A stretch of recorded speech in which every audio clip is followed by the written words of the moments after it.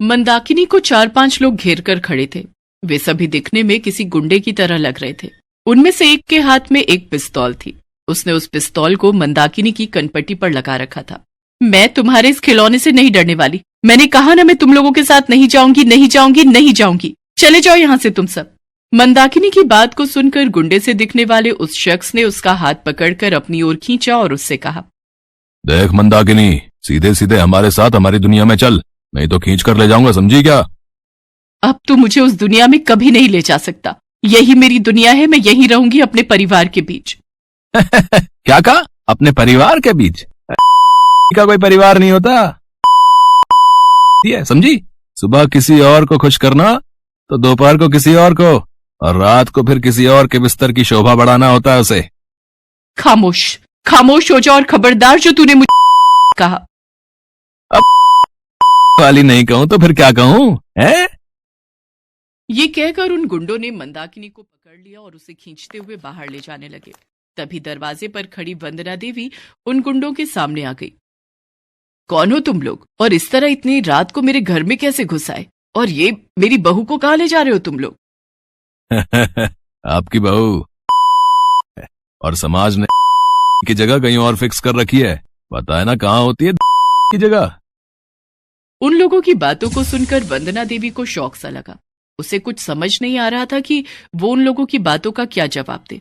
उसने अपनी बहू की ओर देखा और आंखों ही आंखों में उससे सवाल पूछा तो मंदाकिनी ने अपना सिर झुका लिया। बहू, ये तुमने अपना सिर क्यों झुका लिया? क्या ये लोग जो कह रहे हैं वो सच है? हाँ माँ जी, ये सच बोल रहे हैं। वंदना देवी की हालत काटो तो खून नहीं वाली हो गई थी। उसके हाथ पैर कांप रहे थे और उसके सामने कुछ महीने पहले का सारा मंजर घूम रहा था। उस दिन वंदना देवी की खुशी का ठिकाना नहीं था। अपनी नई नवेली बहू मंदाकिनी को देखकर वो फूले नहीं समा रही थी। उसका इकलौता बेटा अभय जब मंदाकिनी को लेकर घर में दाखिल होने लगा तो, अरे रुक रुक रुक, ये क्या कर रहा है? बहू पहली बार घर आ रही है, इसकी आरती तो उतारने दे। वंदना देवी भागकर थाली में दीपक रख कर ले आई और अपनी बहू की आरती उतारने लगी। मंदाकिनी अपनी सास को ये करते देखकर चुपचाप खड़ी मुस्कुरा रही थी। बहू, अब पहले अपना ये कदम घर में रखो, फिर दूसरा वाला। वंदना देवी ने जैसा कहा मंदाकिनी ने वैसा ही किया। अभय वंदना देवी का इकलौता बेटा है। उसने लव मैरिज की है। अभय शहर में जॉब करता है। वहीं उसकी मुलाकात मंदाकिनी से हुई। दोनों में प्यार हो गया और फिर परिस्थितियां कुछ ऐसी बनी कि अभय को अपनी माँ को बिना बताए शादी करनी पड़ी। अभय ने कुछ दिनों पहले अपनी माँ को अपनी शादी के बारे में बताया तो, क्या कहा? तुमने शादी कर ली? कब? किससे? अरे तू मेरा इकलौता बेटा है, तुझे जरा भी मेरा ख्याल नहीं आया? माँ, आने के बाद मैं इस बारे में बात करूंगा। मैंने गलती तो की है लेकिन कोई चारा नहीं था माँ, मुझे माफ कर दो। अब बहू को लेकर आएगा भी या वहीं रखेगा अपने पास? मैं भी तो देखूं ऐसी कौन सी लड़की तुझे मिल गई कि तू मुझे भूल गया। माँ ताने मत दे, तुझे भूल जाऊं ये हो सकता है क्या? मैंने कहा ना, थोड़ी परिस्थितियां ऐसी बन गई कि बिना तेरी इजाजत के शादी करनी पड़ी। कोई बात नहीं, अब जल्दी से बहू को लेकर आ जा।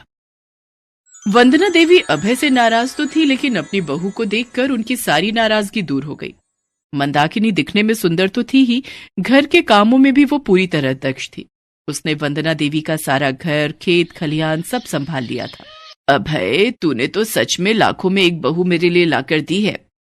हाँ, तो तुम्हारी लाखों में एक बहू तुमसे कुछ कहना चाहती है। कहना क्या, अब कुछ मांगना चाहती है मुझसे? हाँ हाँ बोलो ना बहू, क्या चाहिए तुम्हें? मेरा सब कुछ तो तुम्हारा ही है।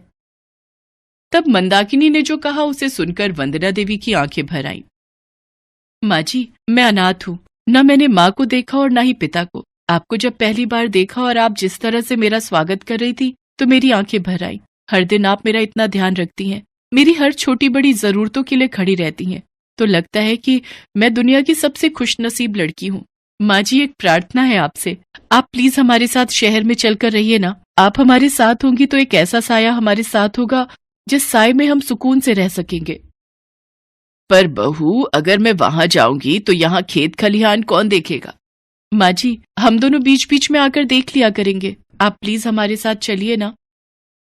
मंदाकिनी की जिद पर वंदना देवी अपने बेटे के पास शहर रहने हुआ। उन्हें आए हुए अभी कुछ ही महीने हुए थे। उस दिन अभय ऑफिस के काम से कुछ दिनों के लिए बैंगलोर गया था। और उसी रात वे गुंडे मंदाकिनी के घर धमक गए थे।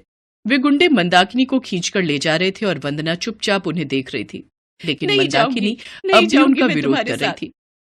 नहीं जाऊंगी मैं तुम्हारे साथ, अब यही मेरा घर है, मुझे फिर से उस नरक में मत ले जाओ, मैं नहीं जाऊंगी, वहां कभी नहीं जाऊंगी। मंदाकिनी की मजबूरियां उसे इस गंदी दुनिया में खींच लाई थी। वो इस दुनिया में हर दिन घुट रही थी, लेकिन वो चाहकर भी यहाँ से निकल नहीं सकती थी। एक दिन की बात है, मंदाकिनी सड़क के किनारे रेड लाइट पर खड़ी ग्राहकों का इंतजार कर रही थी। तभी उसने पहली बार अभय को देखा था। क्यों साहब, चलने का है क्या? कहाँ चलना है? अरे साहब, जन्नत ले चलेगी मैं, मस्त मजा देगी। ये कहकर मंदाकिनी ने अभय का हाथ पकड़ लिया। जितनी तेजी से मंदाकिनी ने अभय का हाथ पकड़ा था, उतनी ही तेजी से अभय ने अपना हाथ उससे छुड़ाया और कहा, पागल हो क्या तुम? मुझे कहाँ ले जा रही हो? तुम्हें क्या मैं ऐसा वैसा आदमी दिखता हूँ? आप कोई अलग हो क्या साहब? यहाँ तो हर दिन मुझे एक जैसे ही मर्द दिखते हैं, औरतों के शरीर के भूखे। देखो, ये सब बकवास बातें ना मुझे नहीं सुननी, ठीक है? मुझे घर जाने में देर हो रही है। अभय वहाँ से चला गया, लेकिन ये अभय और मंदाकिनी की मुलाकातों की शुरुआत थी। कुछ दिनों बाद मंदाकिनी अभय से फिर मिली और उसके सामने फिर से वही प्रस्ताव रखा। तुम बिल्कुल पागल हो क्या? एक बार में बात समझ नहीं आती तुम्हें? साहब, जब पापी पेट का सवाल हो ना, तो फिर कुछ समझ में नहीं आता। हर दिन इस शरीर को बेचना होता है, तब जाकर रोटी मिलती है, और जिस दिन शरीर का कोई खरीदार नहीं मिला तो फिर दलाल की बेल्ट की मार पड़ती है इस शरीर पर, और वो जानवरों की तरह मुझे मारता है साहब, जानवरों की तरह।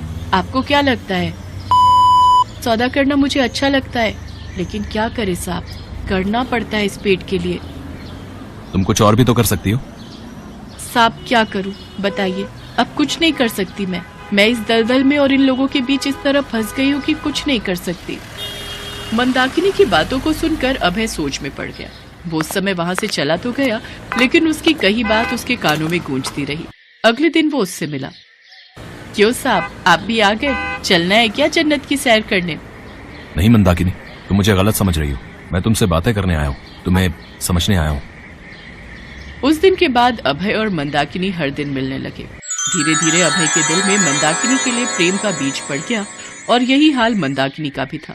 मंदाकिनी अभय से शादी करना चाहती थी, लेकिन अभय अपनी माँ के चलते शादी को टाल रहा था। वो अपनी माँ के सामने शादी करना चाहता था, लेकिन एक दिन मंदाकिनी ने अभय से ऐसा कुछ कहा कि अभय सोच में पड़ गया।